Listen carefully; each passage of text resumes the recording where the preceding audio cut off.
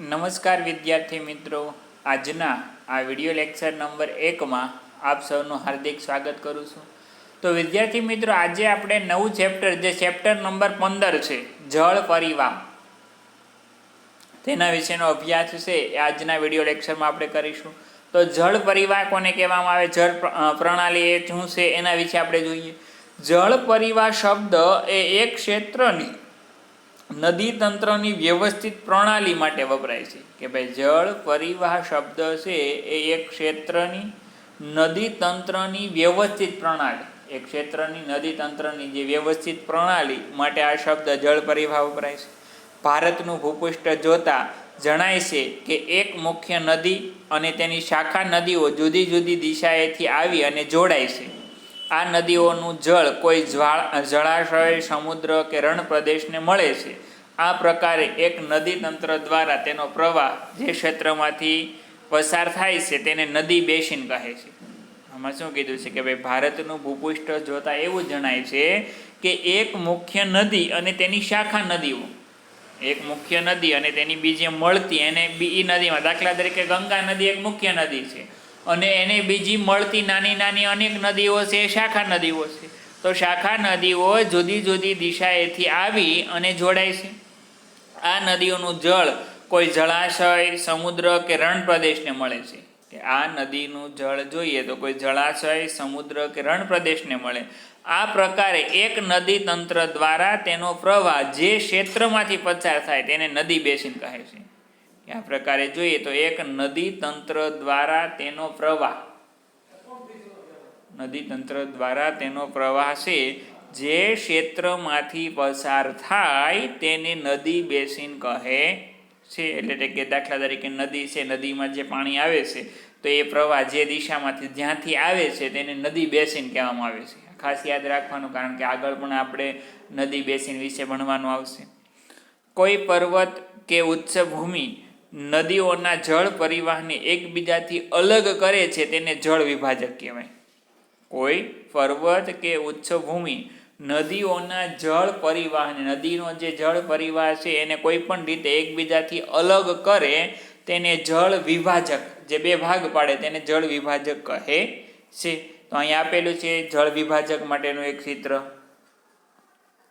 આટલું જાણો. એની અંદર જોઈએ તો વિશ્વમાં સૌથી મોટો નદી બેસિન એમેઝોન નદીનો છે. કે ભાઈ સૌથી મોટી નદી પણ એમેઝોન જ છે. કે ભાઈ વિશ્વની અંદર જ્યાં પાણીની જે ટૂંકમાં પાણી સમાય છે, જે સૌથી મોટો નદી બેસિન હોય તો એ એમેઝોન નદીનો છે. ભારતમાં સૌથી મોટો નદી બેસિન ગંગા નદીનો છે. ભારત દેશની અંદર સૌથી મોટી નદી ગંગા નદી છે અને સમગ્ર વિશ્વની અંદર જોઈએ તો એ સૌથી મોટી એમેઝોન છે. ભારતનો જળ પરિવાહ, ભારતના જળ પરિવાહની રચના ભૌગોલિક રચનાના આધારે કરવામાં આવે છે. તેના આધારે ભારતની નદીઓને બે વિભાગમાં વહેંચવામાં આવે છે. કે ભાઈ ભારતના જળ પરિવાહની રચના જોઈએ તો ભૌગોલિક રચનાના આધારે કરવામાં આવે છે. તેના આધારે ભારતીય નદીઓને બે ભાગમાં વહેંચવામાં આવે છે, હિમાલયની નદીઓ અને દ્વીપકલ્પીય નદીઓ. કે ભારતના જળ પરિવાહની જે ભૌગોલિક રચનાને આધારે થયેલી છે એના આધારે જોઈએ તો મુખ્યત્વે બે ભાગમાં વિભાજિત કરવામાં આવેલી છે, જે હિમાલયની નદીઓ અને દ્વીપકલ્પીય નદીઓ.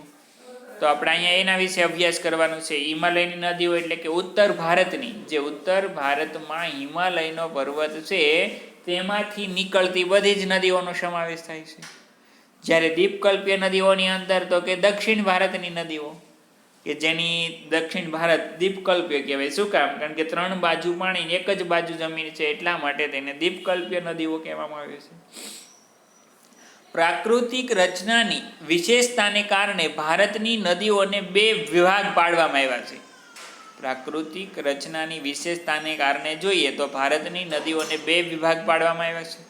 આને કારણે બંને હિમાલયની નદીઓ અને દ્વીપકલ્પીય નદીઓમાં મોટો તફાવત છે. એટલા માટે કીધું બે ભાગ પાડવામાં આવ્યા કે ભાઈ હિમાલયની નદીઓ અને દ્વીપકલ્પીય નદીઓ બંનેમાં જોઈએ તો મોટો તફાવત જોવા મળે છે. હિમાલયની નદીમાં જળ પ્રવાહ કાયમી જોવા મળે છે. હિમાલયની નદીઓની અંદર જોઈએ તો જળ પ્રવાહ કાયમી એટલા માટે બારે માસ, હિમાલયની જે નદીઓ શરૂ છે એ બારે માસ વહેતી નદીઓ છે. તેમાં બારેમાસ જળ પ્રવાહ રહે છે. કેમ કે ચોમાસામાં વરસાદના કારણે અને ઉનાળામાં શિખરોનો બરફ પીંગળતા તળેટીના જળ જથ્થામાં વધારો થતા નદીઓના પ્રવાહમાં વધારો થાય છે. જો કે ભાઈ આ નદીઓ હિમાલયમાંથી નીકળતી નદીઓ બારેમાસ વહે છે. એનું કારણ શું છે? તો કે ચોમાસામાં વરસાદના કારણે અને ઉનાળામાં શિખરો પરનો બરફ પીંગળતા તળેટીમાં જળ જથ્થામાં વધારો થાય છે અને નદીઓના પ્રવાહમાં વધારો થાય છે. અંતે હિમાલયની મુખ્ય બે નદીઓ સિંધુ અને બ્રહ્મપુત્ર આ પર્વતમાળાના ઉત્તરના ભાગમાંથી નીકળે છે. હિમાલયની મુખ્યત્વે બે નદીઓ છે. કઈ કઈ બે નદીઓ? તો કે સિંધુ અને બ્રહ્મપુત્ર મુખ્ય નદીઓ છે. આ પર્વતમાળાના ઉત્તરના ભાગમાંથી નીકળે છે. સિંધુ અને બ્રહ્મપુત્ર જોઈએ તો હિમાલયની પર્વતમાળાના ઉત્તરના ભાગમાંથી નીકળે છે. આ નદીઓએ પર્વતોને કાપી અને કોતરોનું નિર્માણ કર્યું છે. કે ભાઈ આ નદીઓએ પર્વતોને કાપી એટલે કે વારંવાર એકને એક દિશામાં પાણી જવાથી પર્વતોનું ધોવાણ થઈ ગયું છે. એટલા માટે કીધું છે કે ભાઈ પર્વતોને કાપી અને કોતરોનું નિર્માણ કર્યું છે.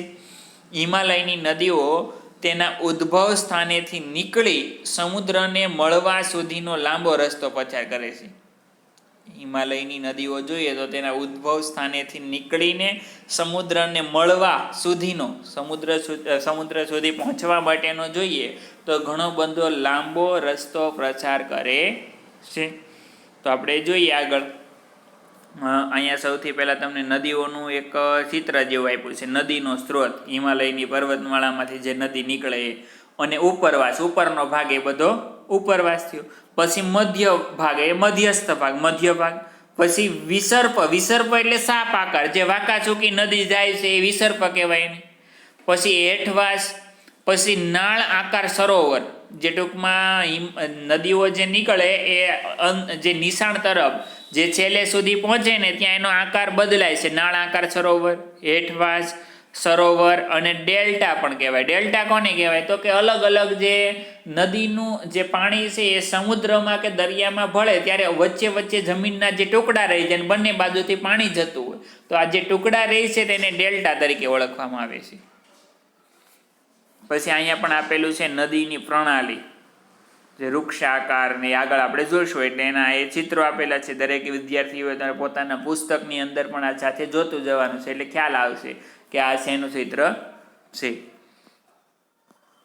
એ પછી આગળ જોઈએ તો નદી પરિવાહની 3 અવસ્થા છે. ઉપરવાસ, મધ્યસ્થ ભાગ અને હેઠવાસ. જો આપણે આગળના ચિત્રમાં જોયું નદી પ્રવાહની ઉપરવાસ, મધ્યસ્થ ભાગ અને હેઠવાસ.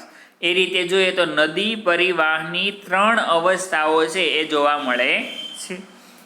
નદી જ્યારે પર્વતીય ક્ષેત્રમાંથી નીકળે છે ત્યારે ત્યાં તીવ્ર ઘસારણ થાય. નદી ઉપરવાસમાંથી જ્યારે નીકળે ત્યારે તીવ્ર એટલે કે ઝડપથી, કારણ કે ઢાળ વધારે છે એટલા માટે ઝડપથી નીચે તરફ એનું પાણી આવવા કરે છે. અને ઝડપથી આવે એટલે સખત એનું ઘસારણ જે જમીન છે ત્યાંની ધોવાઈ જાય છે, સખત ઘસારણ કરે છે. અહીંથી પોતાની સાથે પુષ્કળ પ્રમાણમાં રેતી અને કાપ વહાવી જાય છે. કારણ કે ઉપરવાસમાંથી નદીનો સ્ત્રોત જ્યાંથી નીકળે છે ત્યાંથી આવે એટલે ઉપરવાસમાંથી ઘણો બધો જોઈએ તો રેતી અને કાપ વહાવી જાય એટલે કે પાણીની સાથે સાથે રેતી અને કાપ છે એ પણ સાથે સાથે ખેંચાઈ જાય છે. મધ્ય તથા હેઠવાસમાં નદીનો પ્રવાહ ધીમો પડે, કારણ કે ઉપરવાસ છે એમાં નદીનો પ્રવાહ વધારે હોય. પછી જેમ નીચે નીચે જતી એમ મધ્ય ભાગ અને હેઠવાસમાં જોઈએ તો નદીનો પ્રવાહ છે એ ધીમો પડી જતો હોય છે. અહીં તેઓનું અપવહન વિસર્પી જોવા મળે છે. મધ્ય ભાગમાં એનું અપવહન એટલે કે નદીનું જે અપવહન, નદી આગળ વધે છે કઈ રીતે જોવા મળે છે તો કે વાંકાચૂકી, જેને સર્પાકાર કહેવાય, અથવા તો એને વિસર્પી જે સર્પાકાર જોવા મળે છે. નદીઓના વિસર્પણને કારણે તથા પૂરના પ્રભાવથી મેદાનોમાં ઘોડાની નાળ જેવા નાળ આકારના સરોવર પણ રચાય છે. એ નદીઓના વિસર્પણને કારણે જે નદી વાંકાચૂકી નળાકારે જાય છે સર્પાકારે, તો એ વિસર્પણને કારણે તથા પૂરના પ્રભાવથી મેદાનોમાં ઘોડાની નાળ જેવા નાળ આકારના સરોવરો રચાય કે એના જે મેદાન પ્રદેશ છે એમાં ઘોડાની નાળ આકારના સરોવરો છે એ પણ રચાય છે.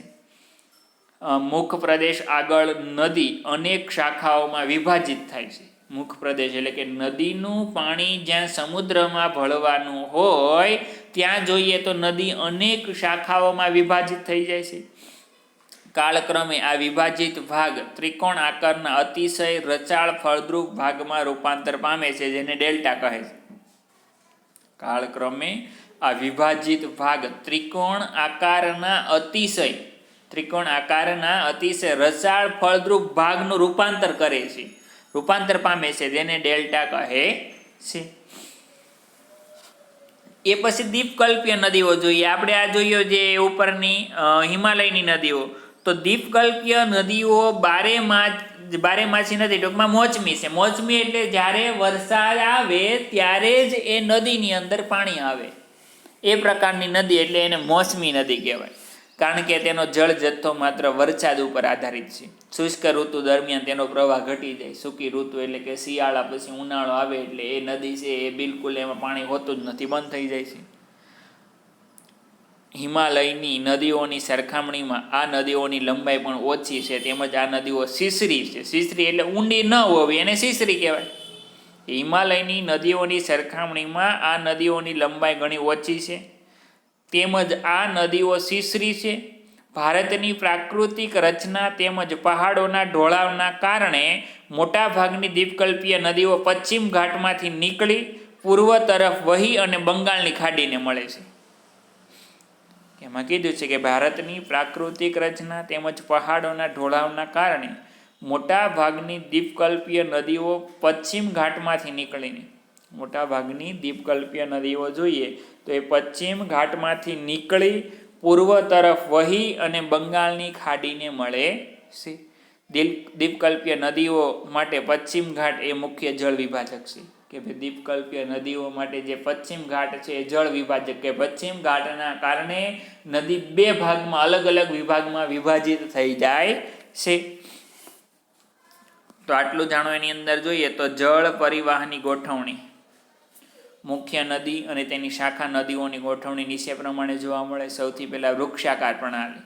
મુખ્ય નદી અને તેની શાખા નદીઓની ગોઠવણીને એક વૃક્ષની ડાળીઓ જેવી સુંદર રચના થાય તેને વૃક્ષાકાર નદી રચના તરીકે ઓળખાય. જેમ કે ગંગા નદી, ગંગા નદીનો આકાર છે વૃક્ષાકારનો છે. કેમ? દાખલા તરીકે વૃક્ષ થડ એક હોય પરંતુ એને ડાળી ઘણી બધી હોય, એવી રીતે ગંગા નદી એક છે, એનું ઉદ્ભવ સ્થાન એક જગ્યાએથી છે, પરંતુ એને નાની મોટી મળતી અનેક નદીઓ મળે છે, એટલા માટે એની પ્રણાલી છે વૃક્ષાકાર પ્રણાલી કહે છે. પછી જાળી આકારની પ્રણાલી. પર્વતીય પ્રદેશમાંથી નીકળતા ઝરણા પહાડી ઢોળાવોને કારણે એકબીજાને મળે છે. પર્વતીય પ્રદેશમાંથી નીકળતા જે ઝરણા છે એ પહાડી ઢોળાવોને કારણે એકબીજાને મળે છે, ત્યારે તેની રૂપરચના જાળી આકારની બને છે. જેમને હિમાલયના ઢોળાવો પરથી નીકળતા અનેક ઝરણા, એ પર્વતીય હિમાલયની પર્વતમાળામાંથી જે નાના મોટા અનેક ઝરણાઓ મળે છે એની રૂપરચના જોઈએ તો જાળી આકારની બને છે, તેને જાળી આકારની પ્રણાલી કહે છે. પછી આયાતાકાર પ્રણાલી. મુખ્ય નદી અને શાખા નદીઓ એકબીજાને કાટખૂણે મળતી હોય તો આ નદી રૂપરચનાને આયાતાકાર રચના કહે છે.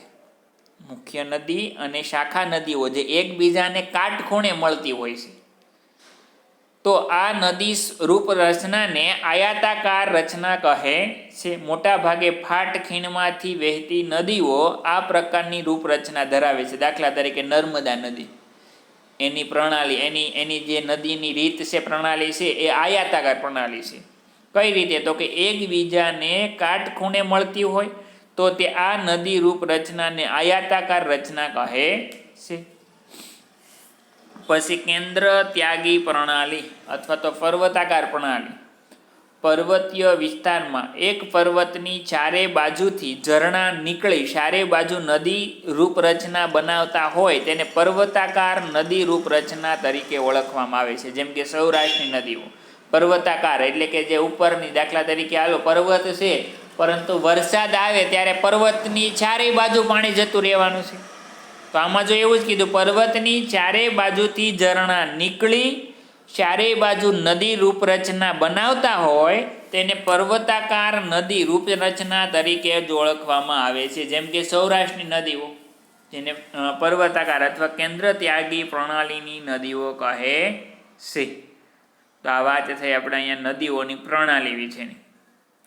અને એ પછી તમને નકશો અહીંયા આપેલો છે, દરેકે તેના પુસ્તકમાં પણ જોવાનું. જો ગંગા નદીનું ઉદ્ભવ સ્થાન ક્યાંથી છે, જો ગંગા નદી અહીંયા છેલ્લે બાંગ્લાદેશ બાજુ જોવો ને તો ગંગા નદી એક જ છે, પણ એની વૃક્ષાકાર પ્રણાલી જોવા મળે ને તમને, જો જાણે એમ લાગે આ એનો થડ હોય ને વૃક્ષ એની ડાળી હોય બધી આ રીતનું છે. તો આમાં બધી નદીઓ કઈ નદી ક્યાં આવેલી છે એ દરેક વિદ્યાર્થી મિત્રોએ પોતાના પુસ્તકમાં નકશો કાઢી અને જોવું કે કઈ નદી ક્યાં છે. એ પછી આપણે જે અભ્યાસ કરવાનો છે તે છે હિમાલયની નદીઓ. તો હિમાલયની નદીઓ સિંધુ, ગંગા તથા બ્રહ્મપુત્ર હિમાલયમાંથી નીકળતી મુખ્ય નદીઓ છે. સિંધુ, ગંગા તથા બ્રહ્મપુત્ર નદીઓ છે એ હિમાલયમાંથી નીકળતી મુખ્ય નદીઓ છે. આ નદીઓ લાંબી છે તેમજ અનેક શાખા નદીઓ તેમને મળે છે. કે આ નદીઓ જોઈએ તો પ્રમાણમાં લાંબી છે અને બીજી અન્ય શાખા નદીઓ છે એ પણ તેને મળે છે. કોઈ એક મોટી નદી તથા શાખા નદીઓ એકબીજાને મળે ત્યારે જે સ્વરૂપ રચાય તેને જળ પરિવાહ પ્રણાલી કહેવામાં આવે છે. કે જ્યારે કોઈ એક મોટી નદી તથા શાખા નદીઓ એકબીજાને મળે ત્યારે જે સ્વરૂપ રચાય તેને જળ પરિવાહ પ્રણાલી કહેવામાં આવે છે. તો આપણે અહીંયા સૌથી પહેલાં હિમાલયની નદીમાં જોઈએ તો સિંધુ નદી વિશે જોવાનું છે. સિંધુ નદી પ્રણાલી. સિંધુ નદીનું ઉદ્ગમ સ્થાન તિબ્બતમાં આવેલ માનસરોવરની નજીક છે. કે ભાઈ સિંધુ નદીનું ઉદ્ગમ સ્થાન ક્યાં આવેલું છે? કોઈ તિબ્બતમાં આવેલ માનસરોવરથી નજીક છે. પ્રથમ તે પશ્ચિમમાં વહી અને ઉત્તર પશ્ચિમ તરફ ગતિ કરે છે. કે ભાઈ શરૂઆતમાં સિંધુ નદી જોઈએ તો પશ્ચિમમાં વહી અને ઉત્તર પશ્ચિમ તરફ ગતિ કરે છે. આમ તે જમ્મુ કાશ્મીરના લદાખ જિલ્લામાં પ્રવેશ કરે છે. સિંધુ નદી છે એ જમ્મુ કાશ્મીરનો જે લદાખ જિલ્લો છે એમાં પ્રવેશ કરે છે. અહીં તેણે દુર્ગમ કોતરોનું નિર્માણ કર્યું છે. દૂરના જે કોતરો સિંધુ નદીના પાણીના કારણે જમીન ધોવાઈ જાય તો એ દુર્ગમ કોતર છે. અહીં તેને જાસ્કર, નુબ્રાશોક તથા હુંજા જેવી નદીઓ પણ મળે છે. સિંધુ નદી બાલ્ટિસ્તાન તથા ગિલગિટ ક્ષેત્રમાં વહી અને અટક આગળ પર્વતીય ક્ષેત્રમાંથી બહાર નીકળે છે. કે ભાઈ સિંધુ નદી છે એ બાલ્ટિસ્તાન તથા ગિલગિટ ક્ષેત્રોમાંથી વહી અટક આગળ પર્વતીય ક્ષેત્રમાંથી બહાર નીકળે છે. સતલુજ, બિયાસ, રાવી, સિનાબ અને જેલમ તેને મળતી શાખા નદીઓ છે. જે મુખ્યત્વે આ સિંધુ નદીને મળતી બીજી અન્ય શાખા નદીઓ પણ જોવા મળે છે. આ પાંચેય નદીઓ પાકિસ્તાનના જે મિથાનકોટ પાસે સિંધુ નદીને મળે છે. પાકિસ્તાનની અંદર મિથાનકોટમાં છે સિંધુ નદીને મળે છે. આ બધી નદીઓનો સંયુક્ત પ્રવાહ દક્ષિણ તરફ વહી અને છેવટે પાકિસ્તાનમાં થઈ અને અરબ સાગરને વળે. ટોટલ ત્યાં ઉત્તર ભારતની 7 નદીઓ છે એ ભારતમાંથી પાકિસ્તાનમાં જાય છે, પછી પાકિસ્તાનમાં દક્ષિણ તરફ વહી અને અરબ સાગરને મળે છે. આ નદી મેદાની પ્રદેશમાં મંદ પ્રવાહે વહે છે. મેદાન પ્રદેશમાં મંદ પ્રવાહ એટલે ધીમો પ્રવાહ એનો. આ નદી બેસિનનો ત્રીજો ભાગ ભારતના જમ્મુ કાશ્મીરના પર્વતીય ક્ષેત્રોમાં આવેલો છે. કે ભાઈ ત્રીજો ભાગ જોઈએ તો ભારતના જમ્મુ કાશ્મીરના પર્વતીય ક્ષેત્રોમાં આવેલો જોવા મળે છે. તો આ હિમાલયની સિંધુ નદી આગળ આપણે જોઈએ આમાં નકશામાં કે ભાઈ સિંધુ નદી ક્યાં આવેલી છે. જો તમને આમાં સૌથી ઉપરની પહેલી નદી જે ભારતમાં થઈ અને પાકિસ્તાનમાં જાય છે. બીજી ઘણી બધી સિંધુ, જેલમ, સિનાબ, રાવી, સતલુજ, બિયાસ આ બધી નદીઓ છે એ ભારતમાંથી પાકિસ્તાન તરફ જાય અને પાકિસ્તાનમાં આગળ વધી અને અરબ સાગરને મળે છે.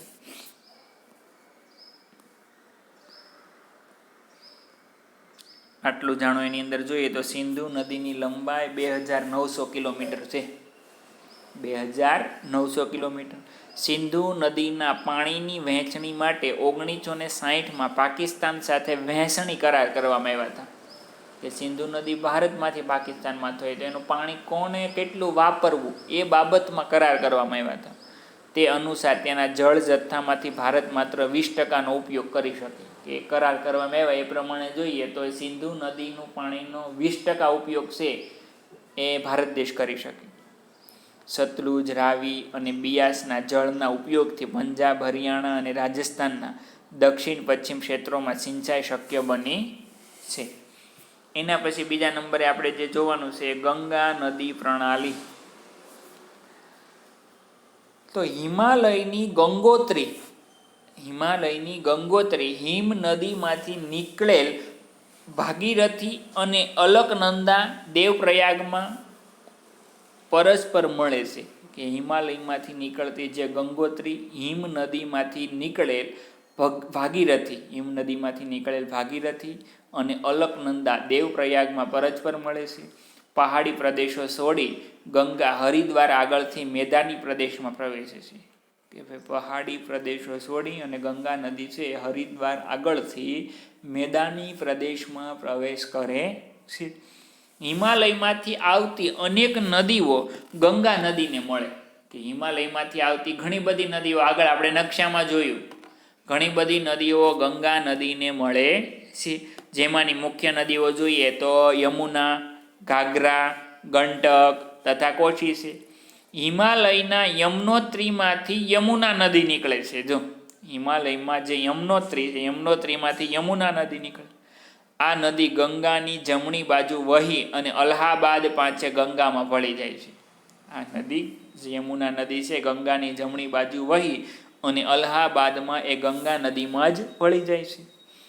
ઘાઘરા, ગંડક તથા કોશીના મૂળ નેપાળમાં છે.